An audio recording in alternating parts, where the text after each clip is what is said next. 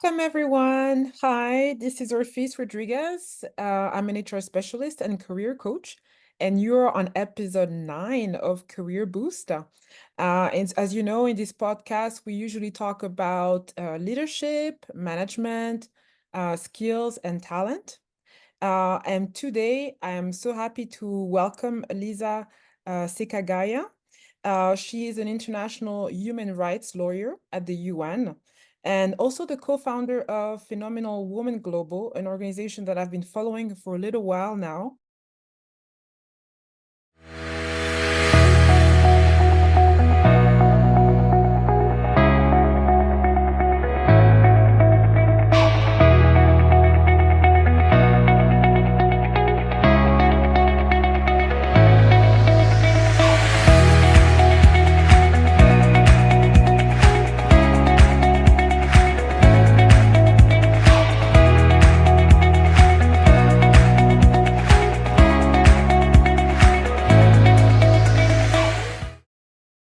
This organization really seeks to advance, connect, and empower women, in particular women from undeserved communities.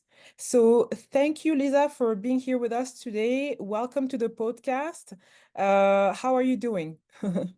Hi, I'm well, thank you. I'm terrific today. How are you? Perfect, perfect. Thank you for being here. And actually, we have the opportunity today to discuss about an online executive course. I mean, this would be the title of this video. Um, Maybe we can start first with a short introduction of yourself and Phenomenal Woman Global, because it is through this program, to this organization that you're offering this online executive course. Um, can you tell us a little bit about this organization? Why you started it? And maybe, yeah, what was your main motivation? Well, I started this organization because I had been working for several years in Geneva, and I felt sometimes when you're in a career, you feel like you've been stuck at a lateral level for long. And during that time, my supervisor asked me if I wanted to do a leadership course for women that was offered by the United Nations. And it's called the UN Leadership, Women's Leadership Emerge Program. And when I did this course, it was so fulfilling because we had different leaders from different parts of the world, the UN, and the private sector speak to us and just share their journeys. But then we also learned in a very structured way different strategies, different qualities of leaders, communication, creativity, negotiation, just different aspects of leadership. And this course really changed the trajectory of my life because shortly after doing that course, I did get a promotion, and I also got put on some other teams traveling to monitor elections somewhere. And it just seemed that by the skills that I got from this course, it opened doors. And so while I was doing this course, I also had a mentor and a coach. And for the first time in my life, this coach, I had done coaching, and I'd never done this before. And this coach asked me, "So, what? What do you want us to work on in your career or your life?" And I was just like, "Well, this is before the promotion. I said I want to get a promotion. Give me the tools." And she asked me, "Why do you want to do that? Like to achieve what?" And I was just like, yeah, to have a better better position in the company. And she said to me that, well, why do you think you are on this earth? Like, what is your bigger vision in life? Is it the promotion? And that was the first time that somebody had ever asked me that in a structured way. And that's when it made me think that deep down inside, I always wanted to help women, especially women who looked like me, to succeed, to climb up in the career ladder. And I was already doing that unintentionally by helping people with their CVs, or someone would say, can you look at my CV, or can I practice with you? I have a job interview. And when they would get the job, they would call me and say it worked. And that would make me feel happy, when my friends or my friends' daughters would succeed. And so I said to myself, this really makes me happy, and I feel I can do this. And so during this coaching session, to cut a long story short, she suggested to me that she suggested to me that I work on something that I'm passionate about.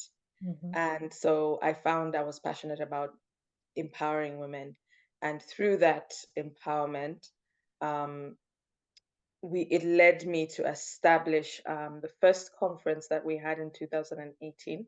I was not intending to establish an organization, but I was just intending to bring women together to share and empower each other, built on from the structure that I had in that training, but make it much better, and make it more personal and integrate aspects that, like, diversity and inclusion, integrate aspects in addition to careers and leadership, just aspects that affect us as minorities, as Black women. And that was my intention.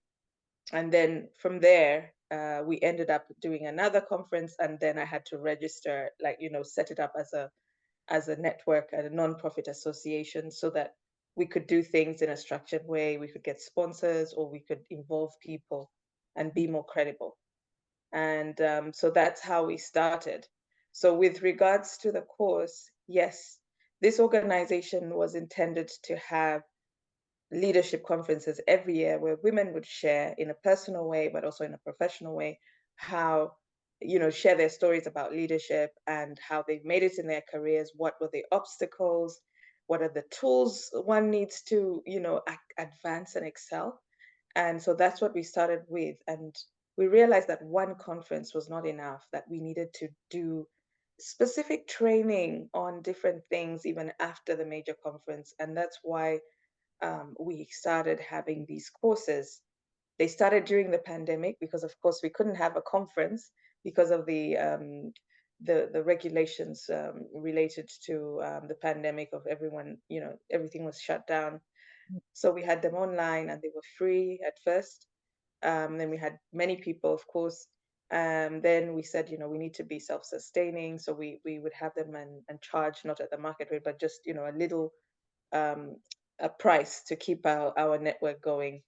Um, and so that's how we started. And I think these courses are so important because for me, they've personally helped me grow. And we do have different coaches speaking on different things. The course that we've advertised is on leadership and career development. So this looks at aspects of how you can grow as a leader, qualities of a leader, um, different tools like communication, negotiation. How do we resolve conflicts in the context of negotiations, or in the context of communication? What are the biases that you can face in your journey? Um, how do you handle success and failure? Because these are common aspects that people go through. How do you take care of yourself, etc., etc.? So it's kind of, it's running for a month and a bit, and it's online. Right. So that was I mean, you answered a lot of the questions I had already. But I mean, it's we are already on March, so 9th of March. And so your program officially starts Monday. So you had the onboarding phase, I think, last week, Yes. which I attended. And so by the time we will be releasing this video, well, the course will have already run its course. I understand, because it's going to be well, I will release this in about 2 weeks or so. So you said you having this intakes regularly. I mean, how so is it once a year, or No, how? we will have another one in June. Okay, A different, maybe not the exact same module, but we yeah, will have some aspect of leadership in June, and we will consult with the participants of this course in okay, order to tailor our next course. Yes, but we have at least two online every year, yeah, but we do have in person, like 1 day trainings. Like last year, we had a specific one on networking and negotiation. Mhm. in June. That was a half day training, and Yeah. that was also quite good. Yeah. Okay, so you have them twice a year. Yes. Um, and for how long? So they run approximately for 10 days or so, is it? No. Well, what we do is like 2 days a week. For this one, that the current one is like 2 days a week for 1 hour 45 minutes Mm-hmm. on each day, Yeah. running for 4 weeks. So they're about 11 sessions that are 1 hour and 45 minutes. Um, and So that's that's how we do it. why, yeah, I thought it was like 11 days or so because I saw 10 dates, but so it's throughout the 4 weeks basically. Yeah. Yes, because most people are working and they're Yeah. professionals, can't take a whole day off. So Yeah. we strategically do it like after work hours.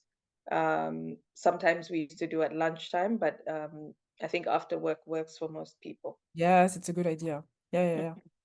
So, so you mentioned already, so you have different topics that you discuss, like talk about bias, communication, negotiation skills, and all of that. So, and there are different coaches from different backgrounds, and how do you pick your coaches? Is we have members.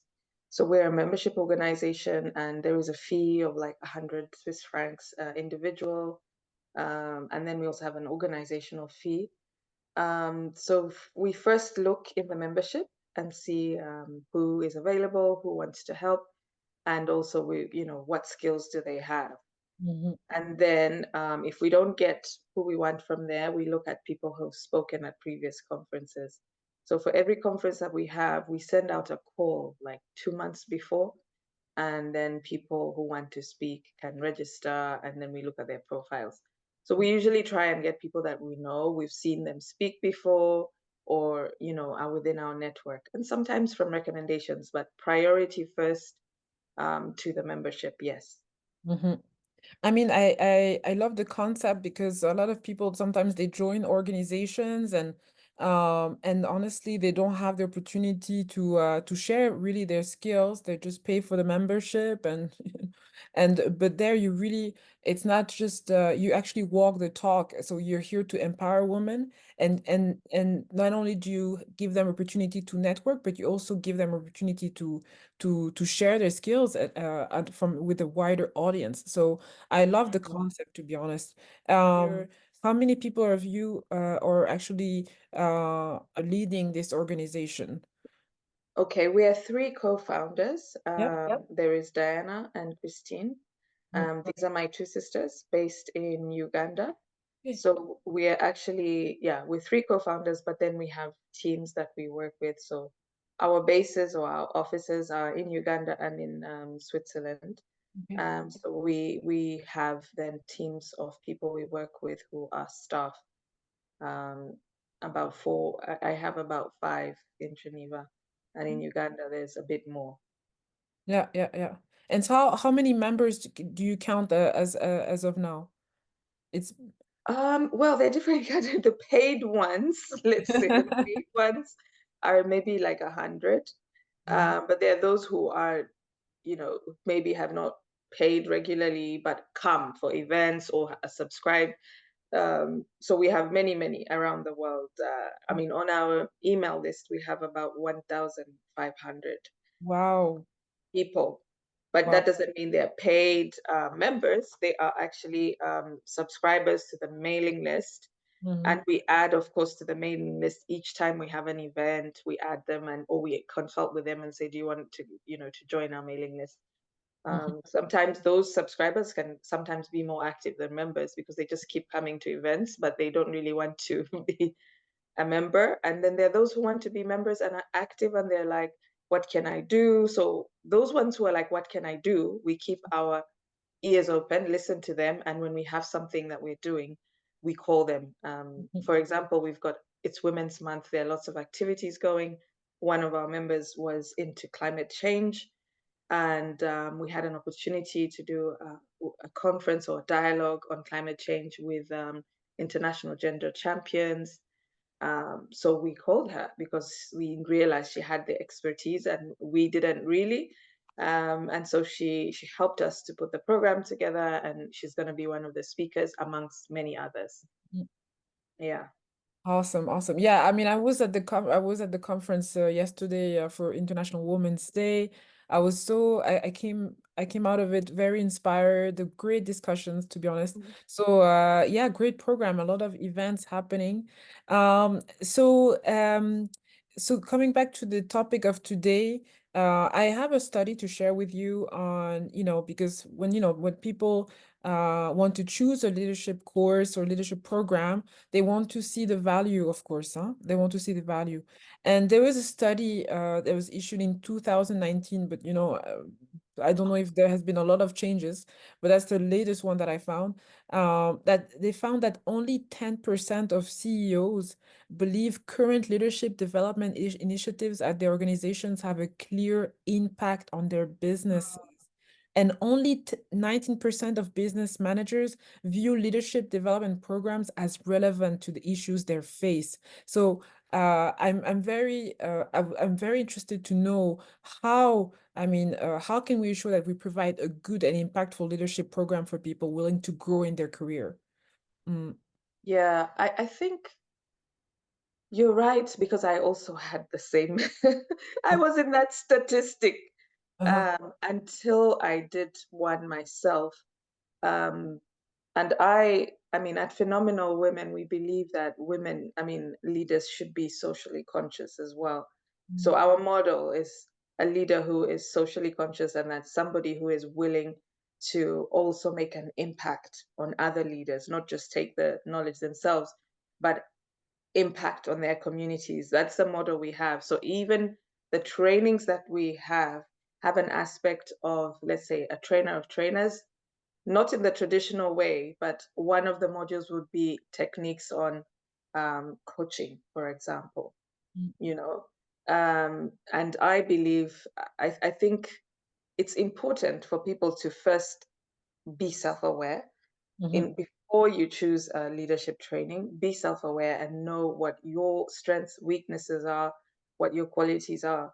And that's what we do in ours. The very we sent out one form of doing that. We sent out a questionnaire, so that that people could actually think about, their qualities and understand their qualities. Because when you're self-aware, you know mhm, what kind of training or what kind of course is appropriate for you. mm, And our course is also very practical. So we don't just lecture people, mm, but we use their experiences. So it is interactive. mm, You learn, yes, the principles, but you also share examples and brainstorm on, like, a challenge that you had. Okay, I had this problem and this happened to me at work.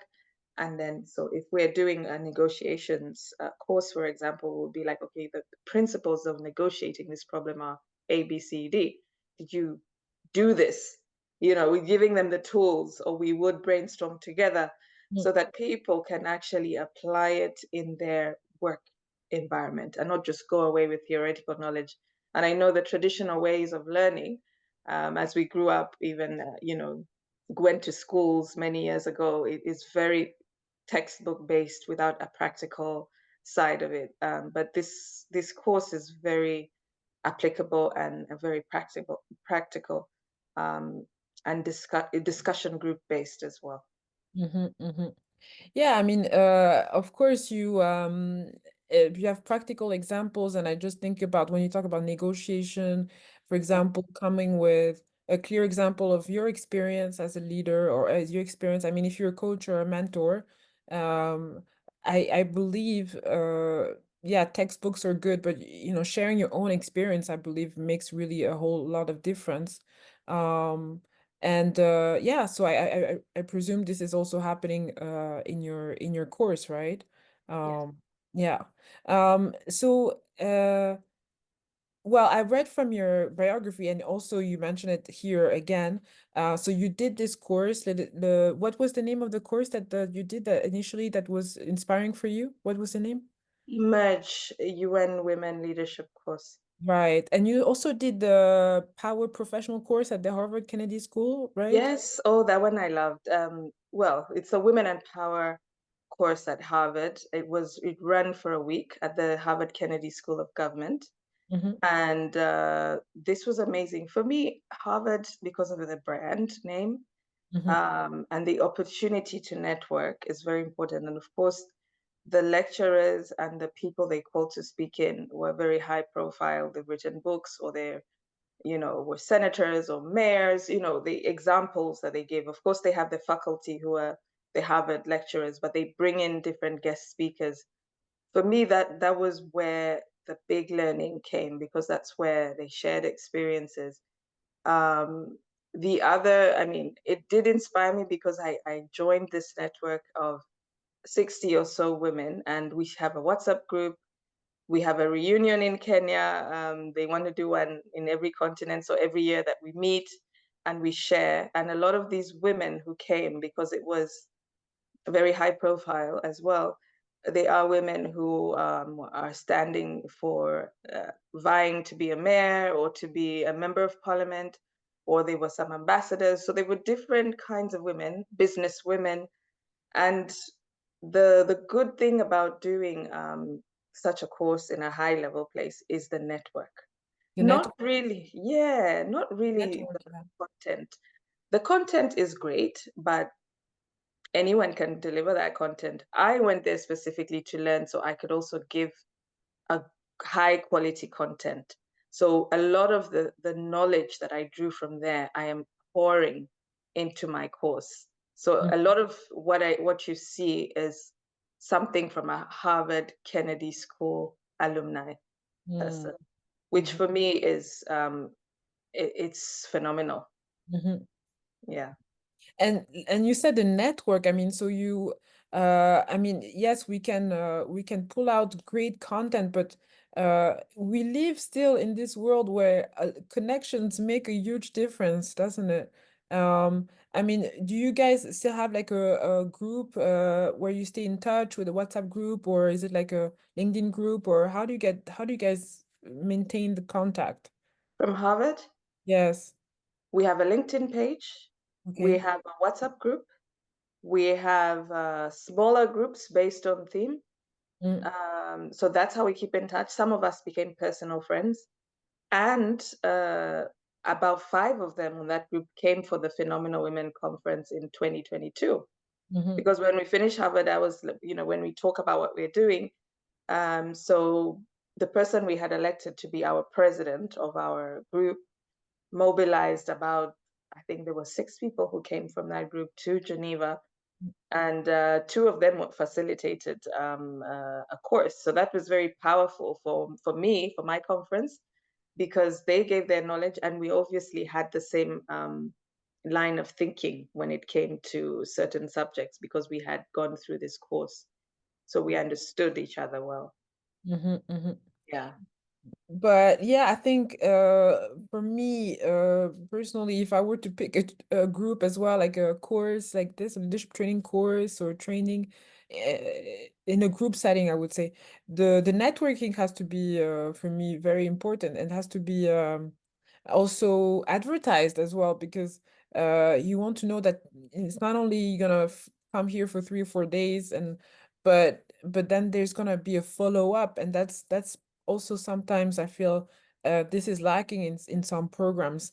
But yeah, I'm happy to know for you how how we can really promote and help people really pick a leadership training coach program. You said earlier, I mean, self-awareness, um, but still, like the reputation is one thing, the Mm. curriculum is another thing, location, there's so many other parameters, right? I mean, uh, do you have any other advice in terms of like, yeah, because these programs are still available, aren't they? Like Harvard Kennedy School program, the Emerge Leadership program at the UN. Um, there's still a lot of programs out there. Mm. But are they accessible to everyone as well, No, I Are think, they, yeah, yeah. are they targeted also per profession, per sector?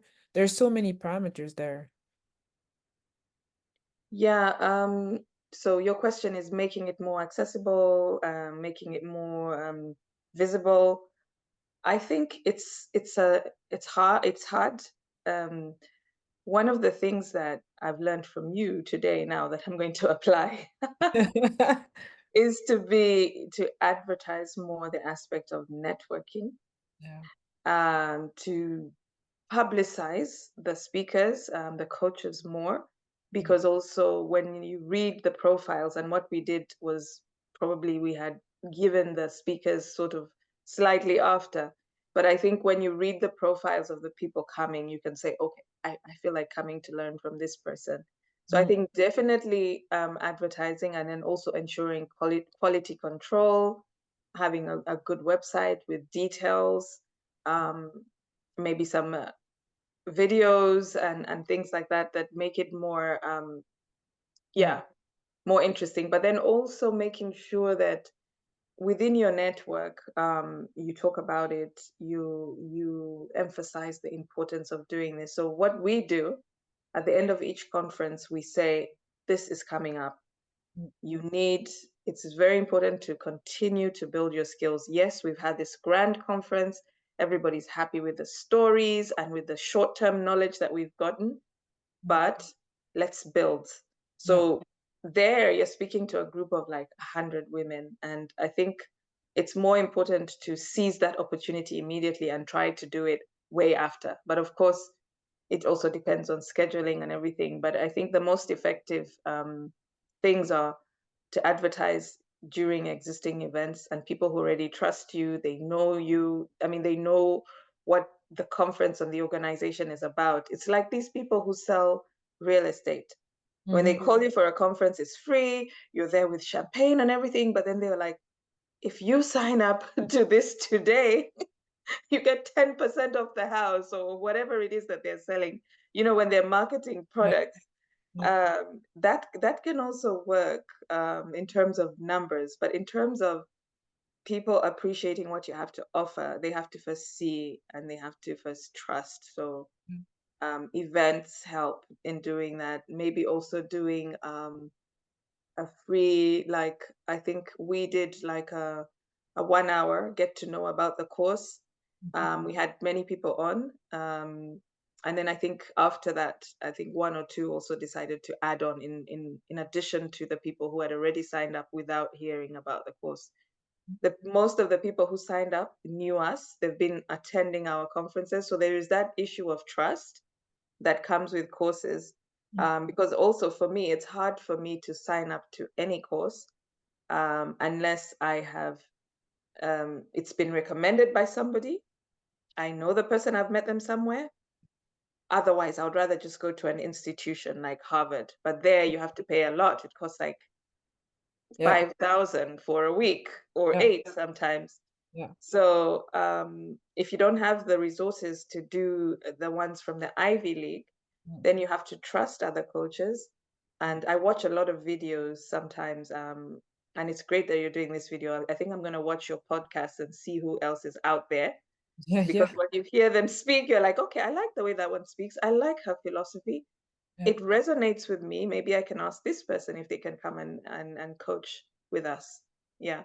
Yeah, we've had great guests on this podcast and great speakers. There's another one that I'm gonna release this week, actually just today or tomorrow on but another speaker, so I'm sure you will connect there as well. And I think just to summarize really, because there were a lot of things said spoken today, but just to clarify, the what is the price of your course, so people out there can also know, in terms of, who are the target audience, and what will it cost for them to attend this course?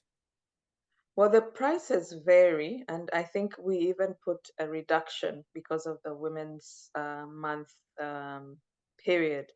Yeah. Our first of all, our target is yes, women, but Mhm. also men. Though we have less men, I don't think we have men in this cohort, but we had in another one. Okay. Um, So men are welcome. Men Yeah. are welcome because men have a different perspective on some of the issues. So for us, it creates a dynamic environment. We Okay. don't, I mean, we don't shout it out, but we just, we write that men are encouraged to come because it does change the dynamics of the discussion, listening to a male perspective as well. We do use male coaches as well, but I think we have done more for the business courses. The entrepreneur courses is where we have brought more men in because a lot of men that we found were very successful in their businesses. Mhm. So those are I mean, we target women, early, middle, and even accomplished leaders, Mhm. because we believe that, learning never ends. Leaders are readers. So it's at three different levels, but usually the first day, we give a flyer or we give a survey so we can know the skills gaps, so that whoever is training has can adjust their conversation in accordance with what the people have filled in. But your other question was how much. So this specific course is 275 Swiss francs for non-members and 250 for members. Mhm. Usually this course would cost about, for us, that the way we priced it last time, it would be like 450. We don't, because we're a non-profit, we don't give the business. I know in Switzerland, this type of course would cost into the 1000s, but because we're a non-profit, we aim to cover our costs. Mhm. And yeah, we're mindful of, we're a non-profit, we're not taxed. So we're doing these courses to give back, but also to be able to run our business, our Mhm. organization. Yeah. And you get like a certificate of completion or something. I did. Yes, you get a certificate of attendance, participation, it's called. We get a certificate of participation, which we can give it to you online, or if you're in Geneva, we usually have like a little, during one of our monthly or bi-monthly events, we can hand it out like officially and say you've graduated. Yeah. I think we did that December the other year. We had people who had done the entrepreneurship course and a leadership course. Mhm. And so we handed them the certificates and invited one of these ambassadors in Geneva, who is a supporter of our programs, to hand them over so that, it gives it a good leader feel. Yeah, exactly, exactly. Prestige. Well, Yeah. yeah, and so you put together this program with your sisters and your other co-founders, is that it? Or No, I think it's modeled on the best of leadership's programs that I've attended. So for okay. me, of course, when I did a draft, I shared it and people gave their input. So it took me going to Harvard, me doing the UN Emerge program, and a couple of other courses I've done online, and I probably look at what you have on your podcast and see if I can join others. So I was looking for a certain type of course that would help me feel that it's practical, and that it will also help me give back, like give me the tools to also give back to society. Mhm. And so when I attended these various courses, I established my own based on the way phenomenal women, based on our vision, Mhm. advancing, connecting, and empowering women, our mission. So we needed to have something that was also additionally tailored for women, in Mhm. terms of, we might also discuss the gender dynamics in negotiation, for example. Mhm.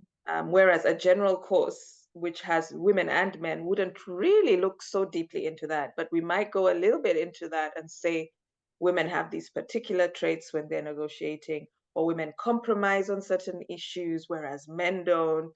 So we do have this aspect of gender that runs uh, through the course. Mhm. Um, and it's tailored from different, different courses combined. So it's Mm. not modeled out of anyone else's, like a particular one, but it's a combined. So once we got the topics, we share in the group, we have a couple of meetings, and then we agree on the content, the structure, and the kind of coaches that we want, because we also want them to deliver a message. So the members are involved in that curriculum as well. Yeah. Um, the executive committee, the leadership body of our Okay. organization, yes, Okay. and some of the knowledgeable members, not all, just some that are active. Thank you so much, Lisa, for giving us this introduction of the program that you put together.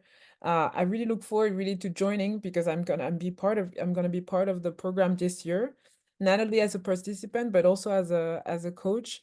So I'm really looking forward to that. Um, so just to wrap this up, so Lisa, how can people get in touch with you and your organization? And do you have a website where they can find more information about it? Yes, the website is phenomenalwomenglobal.com, Mhm. and all our details there, our social media, and all the contacts are there. So going on the website, you can also find all our communication details. Perfect. Thank you. So for our listeners, I really hope you found this conversation helpful. Just to wrap this up again, so my name is Orfis Rodriguez. If you don't know me, I'm an HR generalist and a career coach.